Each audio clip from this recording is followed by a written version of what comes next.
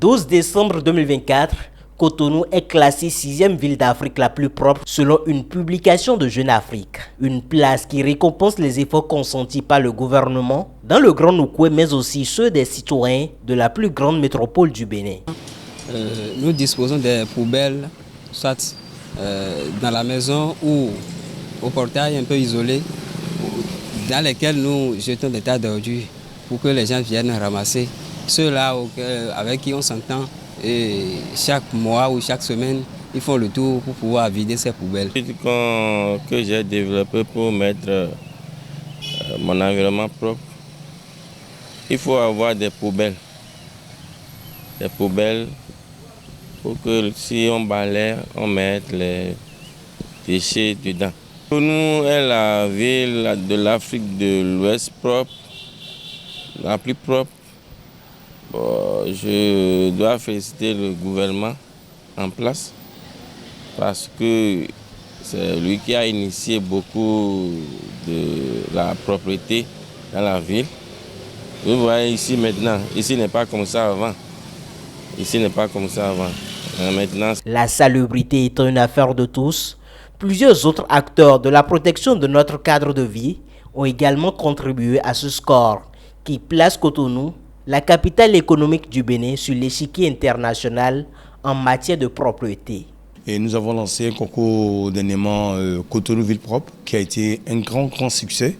Et je pense que nous avons démontré au peuple béninois et à toutes les autres communes qui tardaient beaucoup à nous faire confiance, nous avons remporté la ville la plus propre de l'Afrique de l'Ouest. Et c'est une fierté pour nous. Nous avons contribué, nous ne disons pas que nous sommes les seuls à faire ce travail, parce que le gouvernement a travaillé, la GDS, la mairie, et tous ceux qui se œuvrent aussi, les autres ONG qui travaillent comme nous aussi, qui ont la même vision, le même esprit pour vouloir faire avancer la vie de Cotonou, que notre pays soit propre. Et surtout, tout ce travail abattu par rapport au gouvernement qui essaie de quand même rendre notre ville propre et de construire toutes ces routes et tout ce qu'on voit dans la ville de Cotonou. Des efforts remarquables qui forcent l'admiration, mais loin de dormir sur ses lauriers. Nombre de citoyens rencontrés dans la ville de Cotonou pense qu'il faut maintenir le cap. Quand on parle de l'État, nous faisons partie des citoyens qui constituent l'État. Donc la propriété dépendra d'abord de nous.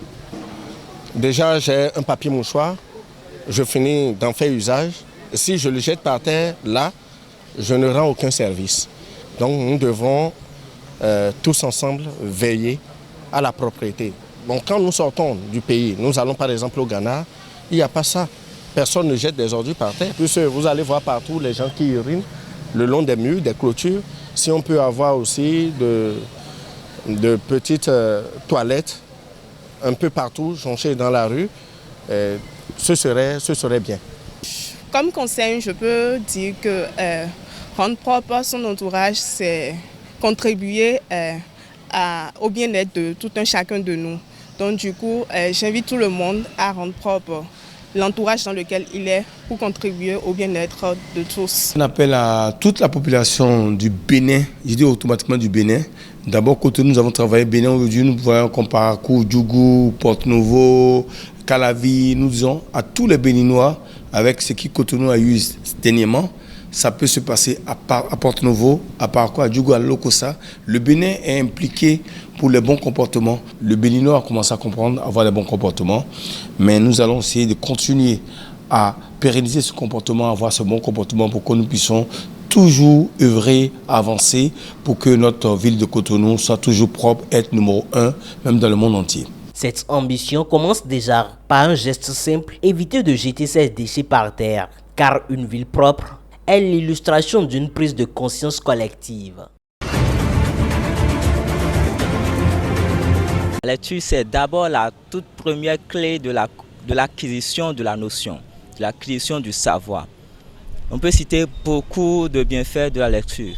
D'abord, en première position, la lecture nous permet de se divertir et de se faire plaisir. Tout comme le sport. Lorsqu'on prend le sport, par exemple, on fait du bien à l'organisme. Et on se divertit aussi par le sport. Peut-être, lorsqu'on parle du sport, il y a peut-être l'exemple du football, tout ce qui a rapport avec le sport. De la même manière, la lecture aussi nous permet de se divertir et de se faire plaisir. Ça va te permettre d'oublier un peu le stress du moment à l'instant là. La lecture nous permet de faire quoi? De développer notre mémoire. Parce que tu prends un livre par exemple pour lire, cela nécessite beaucoup d'attention. C'est-à-dire que tu vas rassembler beaucoup de notions, beaucoup d'informations d'abord avant de comprendre ce que tu lis. Tu prends peut-être un roman, avant de comprendre, tu vas lire, rassembler beaucoup d'informations avant de comprendre. Maintenant, cela met en exercice tes neurones. Ça oblige tes neurones à travailler. Ce qui fait quoi? Ce qui te pousse à commencer par garder peut-être ce que tu lis pour l'instant là. Il y a des livres où des fois, où toi-même tu seras obligé d'imaginer peut-être les endroits où les scènes se feront, ou bien les endroits où les scènes sont en train d'être faites. Tu imagines plus le contenu du livre que tu es en train de lire. Cela permet à ta mémoire de s'élargir. Puisque notre mémoire, c'est un muscle. C'est un muscle qu'on doit développer. Et lorsque tu exerces ta mémoire au travers de la lecture, tu permets à ta mentalité, à ta mémoire de se développer, de s'élargir. Cela voudra dire qu'un élève qui ne lit pas ne peut pas bien garder les notions, ne peut pas bien garder les leçons. Cela s'observe dans les cas où on dit que l'élève apprend mais ne garde pas les leçons. S'il ne lit pas beaucoup et il apprend, il aura de difficultés pour garder les leçons. Qu'un jeune ou bien un enfant qui ne lit pas tue petit à petit son cerveau. Tue petit à petit son cerveau. S'il ne lit pas, cela veut dire qu'il ne fait pas travailler sa mémoire. Vous voyez? Donc ça tue petit à petit son cerveau. En dehors de ça, celui qui ne lit pas, cette personne maintient son vocabulaire, il aura un vocabulaire très pauvre. Un enfant ou bien une personne qui ne lit pas va maintenir son vocabulaire très pauvre. Et là, cela va se faire sentir dans son expression. Lorsqu'il prend le français, que ce soit expression écrite ou bien orale, cela va se faire sentir clairement que cette personne a un vocabulaire très pauvre parce qu'il ne lit pas. Lorsqu'on analyse bien, pour lire d'abord, c'est tout un sacrifice. Prendre un livre ou bien un roman pour lire, c'est tout un sacrifice. Ouais. Cela nécessite d'abord le sacrifice du temps. Sacrifier son temps. Parce que peut-être tu vois tes amis en train de jouer et toi tu vas dire que tu vas prendre un livre pour lire. Ou bien tes camarades en train de se connecter sur les réseaux sociaux, tu vas prendre un livre pour lire. Vous voyez? Donc c'est ce qui fait que les jeunes n'aiment pas, ou bien nos élèves, nos enfants n'aiment pas sacrifier le temps à donner à la lecture. Dans nos programmes, la lecture doit avoir son temps, son temps. Vous voyez? Donc c'est le temps qu'on ne trouve pas, ou bien le temps qu'on n'arrive pas à sacrifier à la lecture, qui empêche les enfants ou bien les jeunes de lire. Alors, si je vais donner un conseil à nos apprenants, nos enfants ou bien nos jeunes qui détestent carrément la lecture, c'est quoi? Si vous fuyez la lecture, vous ne pouvez jamais grandir dans le savoir. Si vous fuyez la lecture, c'est impossible de grandir dans le savoir. C'est impossible de grandir dans l'expression écrite et orale. Vous aurez un vocabulaire pauvre et un français malmené. En dehors de tout, la lecture est plus importante plus que ces moyens de distraction. La lecture est plus importante que le cinéma, la lecture est plus importante que le sport, plus que les autres moyens de distraction. Vous voyez, on doit se divertir, mais on doit aussi plus lire. Vous voyez, la lecture, c'est très très important. Donc je conseille à mes jeunes élèves, à nos enfants et également à toute personne adulte de faire quoi? De commencer par lire. Moi, je peux prendre la chose sur deux volets. Je donne par exemple l'exemple de l'Ivoirienne et Yao.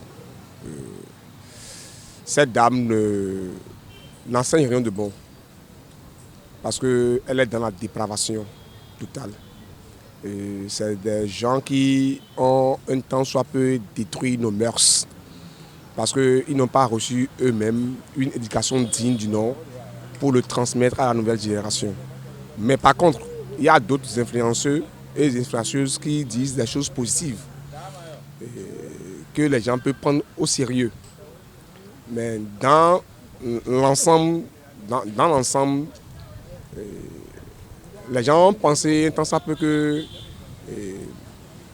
le 21e siècle est un siècle de la dépravation, où les gens n'ont pas eu le sens de l'éducation. Parce que l'éducation africaine est l'original. Bon, on dit souvent enfant et non avoir mimlan, tu comprends un peu.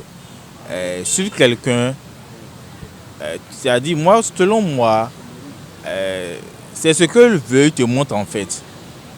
Même si ils font ci, ils font ça, toi tu ne sauras pas. Mais celui avec qui tu as vécu, tes proches, tes cousins, dans le même quartier, c'est ce que tu as vécu ensemble. Au moins tu peux passer ce genre de personnes, entre le dire et hier, mon fils, tu vois, il a fait par ici, il a pris par ici, que s'il a fait pour évoluer, c'est s'il a fait ci. Les influenceurs, ils ne montrent jamais ce qu'ils ont fait pour arriver à ce niveau-là. Ils te montrent juste à l'étape qu'ils sont. Donc imagine, il te dit que c'est ça ils ont fait, toi tu ne vas pas croire. Mais quelqu'un qui te dit, quelqu'un qui a vécu dans ton milieu de vie ainsi comme que toi, au moins toi tu peux, même si tu ne connais pas à 100% de quelque chose de lui, au moins dans 70% tu peux connaître quelque chose qu'il a fait. Mais les influenceurs, ils te montrent juste les résultats, toi tu ne connais rien. Donc je ne pense pas qu'il faut suivre les influenceurs en fait. Ceux qui parlent de sexe, des trucs bizarres là, moi j'aime pas les suivre. Mais j'aime ceux qui font les vidéos cachées et après ils reviennent pour faire le social. Je suis ce genre de personne. Il y a d'autres qui donnent les astuces sur la santé.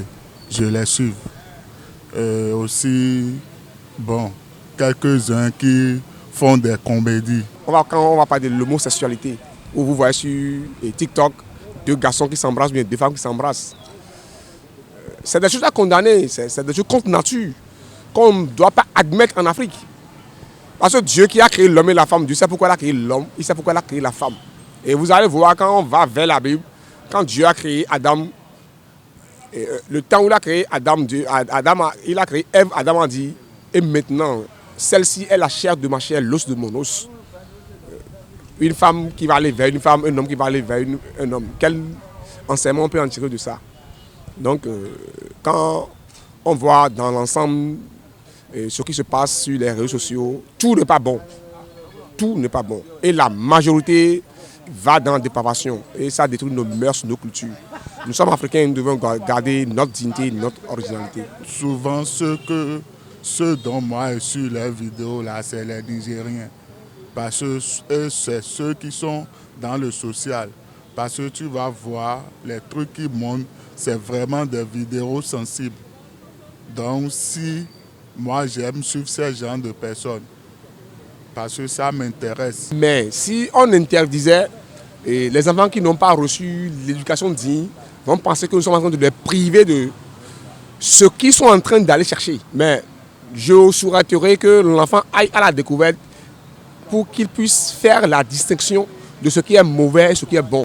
Parce que plutôt l'enfant connaît, maîtrise ce que vous l'enseignez, et quand il va aller faire la découverte demain, ailleurs, il va dire, ah ça là je constate depuis la maison. Il saura comment s'y prendre. Et ceci, il faut sur quelqu'un, il faut sur apparemment ses parents, celui que tu connais mieux de suivre ses parents ou bien celui qui vient au même milieu que toi, quoi. Les influenceurs, tu ne le connais pas, tu ne sais pas ce qu'ils te vendent, c'est ce qu'eux veulent, ils te montrent en fait.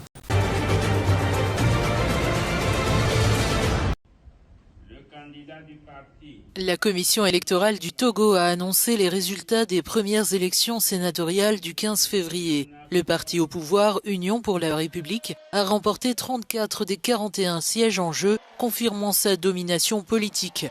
Ces élections marquent la dernière étape de la transition vers un régime parlementaire où le président aura un rôle protocolaire et le Premier ministre, issu du parti majoritaire, détiendra le pouvoir exécutif.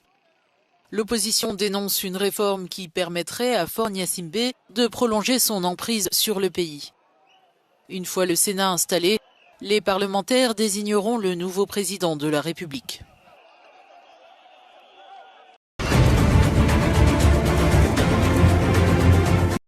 43 personnes ont été tuées dans l'effondrement d'une mine d'or artisanale au Mali. L'accident s'est produit près des villes de Kéniéba et d'Abia dans la région de Kayes, riche en or. La majorité des victimes sont des femmes. Ces dernières étaient descendues dans des puits à ciel ouvert laissés par des mineurs industriels pour chercher des morceaux d'or quand la terre s'est effondrée autour d'elles. La demande croissante de métaux et la hausse des prix a développé l'exploitation minière artisanale. Les accidents mortels sur ces sites d'orpaillage sont fréquents en raison des méthodes non réglementées utilisées par les mineurs. L'or malien attire les grands groupes étrangers qui travaillent avec l'autorisation du pouvoir, mais aussi avec ces orpailleurs artisanaux que les autorités peinent à réfréner.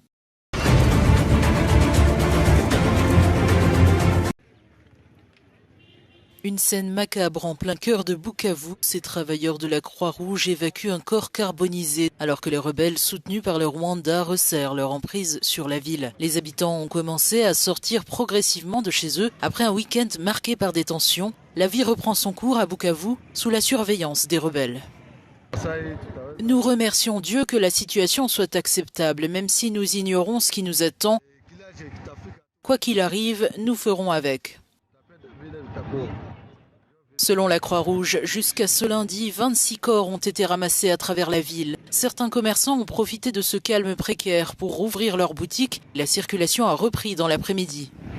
Dans la ville de Bukavu, la situation est un peu bien, mais pas comme tous les jours. Vu que vous voyez, il y a l'insécurité par-ci, par-là. Il n'y a pas vraiment assez de mouvements comme auparavant. Le M23 a annoncé la réouverture du port de Bukavu et la reprise de la navigation sur le lac Kivu, principal axe commercial entre Bukavu et Goma.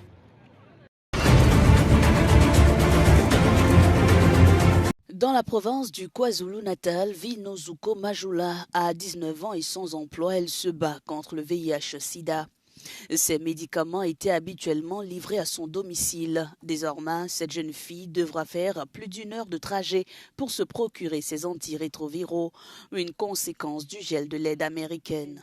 Le transport est un véritable problème dans notre région et nous ne recevons pas de visite régulière de la clinique mobile.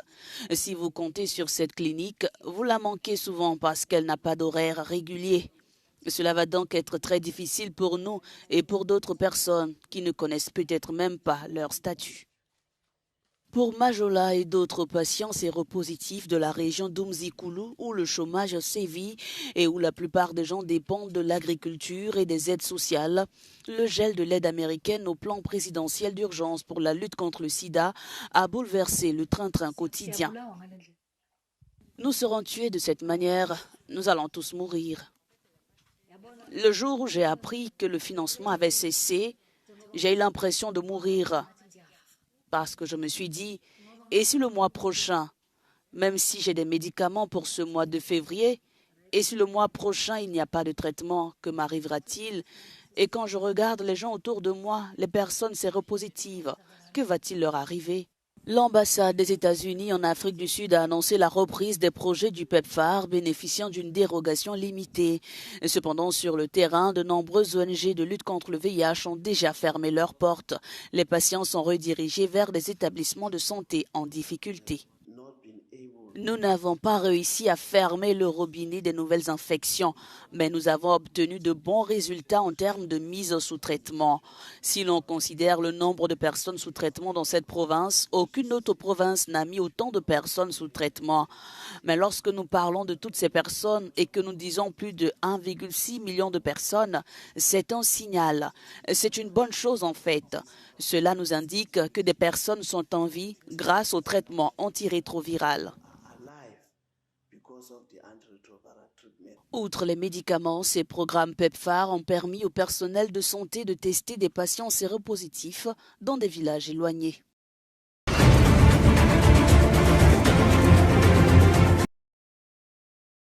Le président égyptien Abdel Fattah el-Sisi a reçu le prince héritier jordanien Hussein Ben Abdallah au Caire pour discuter de la situation à Gaza. Cette rencontre fait suite aux déclarations de Donald Trump qui a évoqué la possibilité de déplacer les Palestiniens de Gaza. Le prince héritier de Jordanie a confirmé le soutien de son pays aux efforts égyptiens pour élaborer un plan de reconstruction de Gaza tout en s'assurant que les Palestiniens demeurent sur leur terre. Les deux dirigeants ont réaffirmé que la création d'un État palestinien basé sur les frontières de 1967, avec Jérusalem-Est comme capitale, restait la seule garantie d'une paix durable et de la stabilité au Moyen-Orient.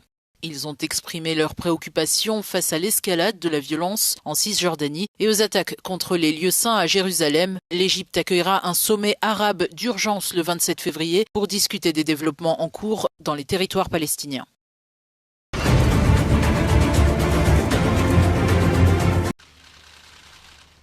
L'ancien Premier ministre mauricien Pravin Jugnauth a été libéré sous caution après son arrestation pour blanchiment d'argent.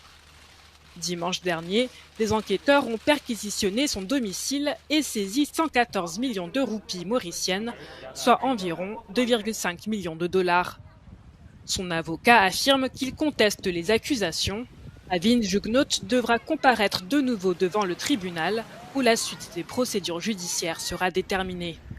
En attendant, le tribunal lui interdit tout contact avec des témoins et toute communication sur l'affaire. L'île Maurice est actuellement secouée par une série de scandales politico-financiers. Le nouveau gouvernement a lancé un audit des finances publiques, alléguant que l'administration précédente avait manipulé les données économiques. Le mois dernier, l'ex-gouverneur de la Banque centrale a été arrêté, puis libéré sous caution pour fraude.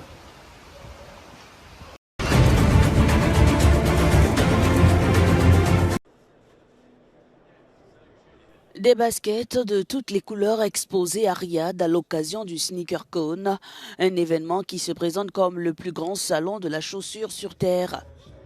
SneakerCon a vu le jour en 2009, mais c'est la première fois que l'événement est organisé en Arabie Saoudite, au grand bonheur des collectionneurs du monde entier et des amateurs de basket de la capitale saoudienne.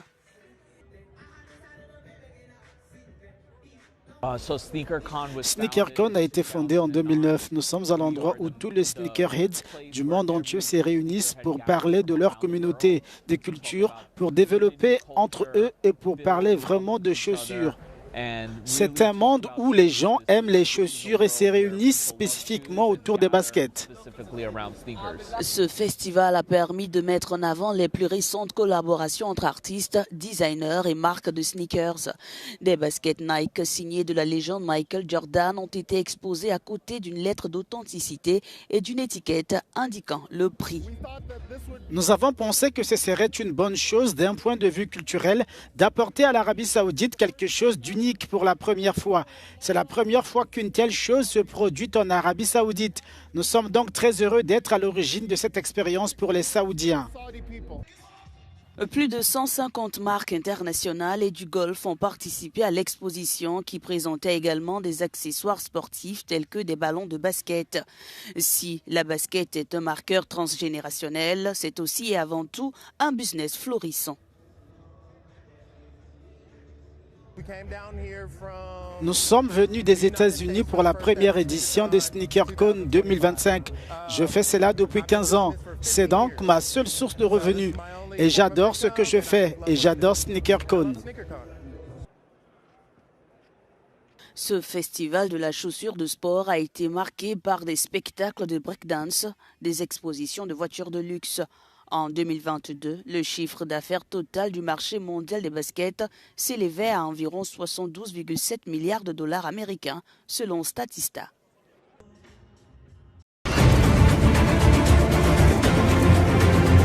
Neymar a retrouvé le chemin des filets avec son club formateur dimanche. Il s'agit du premier but du Brésilien depuis le 3 octobre 2023. Avec ce but, Neymar signe sa 137e réalisation en 229 rencontres sous les couleurs du Santos qu'il avait quitté en 2013 pour rejoindre le FC Barcelone. Passé par le PSG par la suite, l'attaquant brésilien n'a participé qu'à 7 matchs avec son club saoudien Al Hilal, club qu'il a quitté pour retrouver les siens. Santos s'est imposé 3-1 face à Água Santa, un club de 3e division. En plus de son but à la 14e minute, Neymar a délivré une passe décisive sur la fin du match. Cette victoire permet à Santos de prendre la tête du groupe B avec 12 points.